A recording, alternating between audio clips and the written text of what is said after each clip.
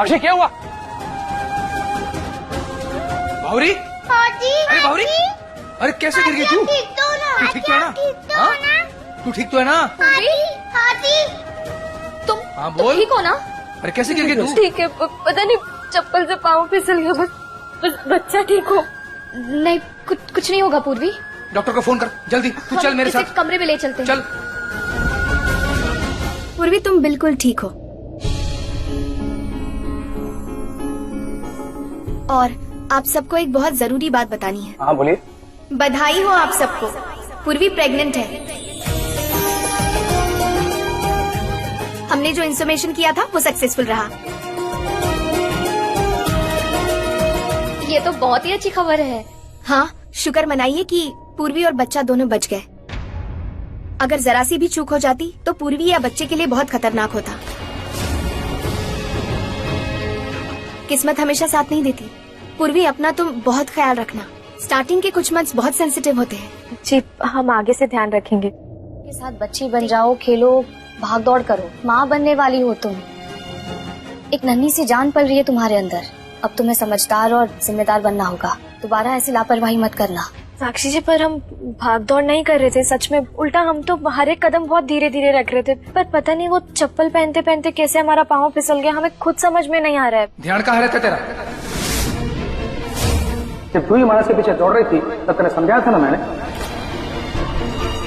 मस्ती मजाक सब भूल जा, समझाया था ना? समझाया था, पर हम सच में कोई लापरवाही नहीं कर रहे थे। हम सच में हर एक कदम बहुत सोच समझ कर ले रहे थे और बहुत धीरे धीरे चल रहे थे। पर पता नहीं, जैसे चप्पल पर पाँव रखा तो पहला कदम लेते ही हम फिसल गए। शायद उस चप्पल में ही कुछ गड़बड़ थी। हम सच कह रहे हैं। चप्पल में? तो चप्पल लेके उसके।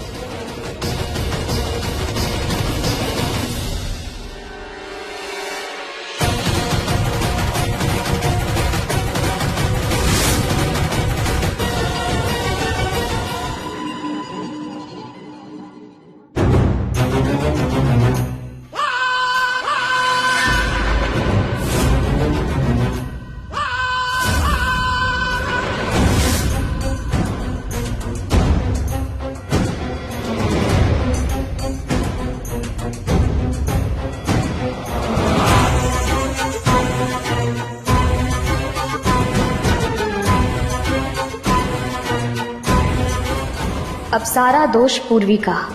ना बचेगा सबूत और ना पकड़े जाएंगे हम। मुखी जी भी पूर्वी को ही दोषी मानेंगे कि वो बिल्कुल भी लायक नहीं है बच्चे को संभालने के लिए। लेकिन मुखी जी, शांति रख और चुपचाप आराम कर।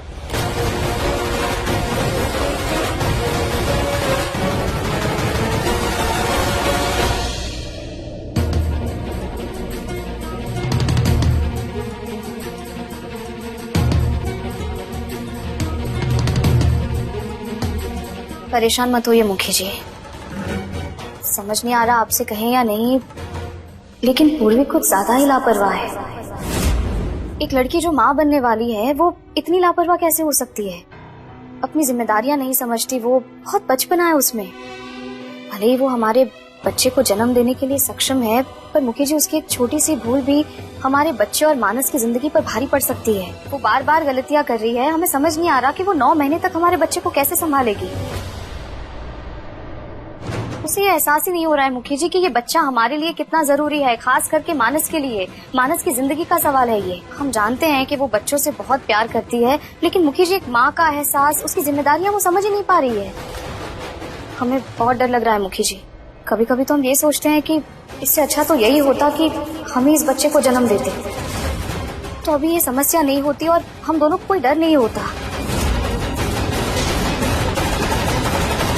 तो मुखी जी, मानस को लेकर हम बहुत डरे हुए हैं, इसलिए आपसे ये सब कह रहे हैं। अगर आपको बुरा लगा हो तो हमें माफ कर दीजिएगा, पर चिंता तो हमें बहुत हो रही है मुखी जी। इतना सब कुछ करने के बाद अगर आखिर में पूर्वी से कोई भूल हो गई और हमारे बच्चे को कुछ हो गया तो मानस का क्या होगा?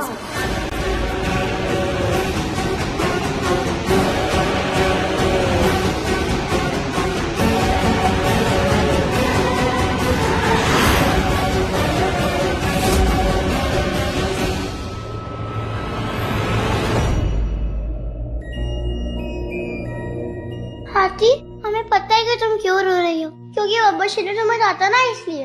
हाथी बब्बर शेर की तो आदत है डांटने की।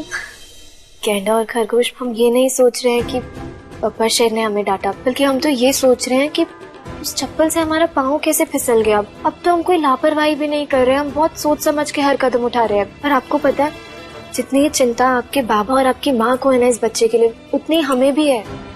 पर पता नहीं।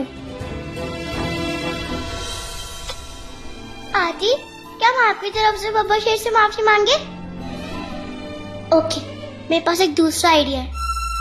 आइडिया? हाँ, इधर आओ।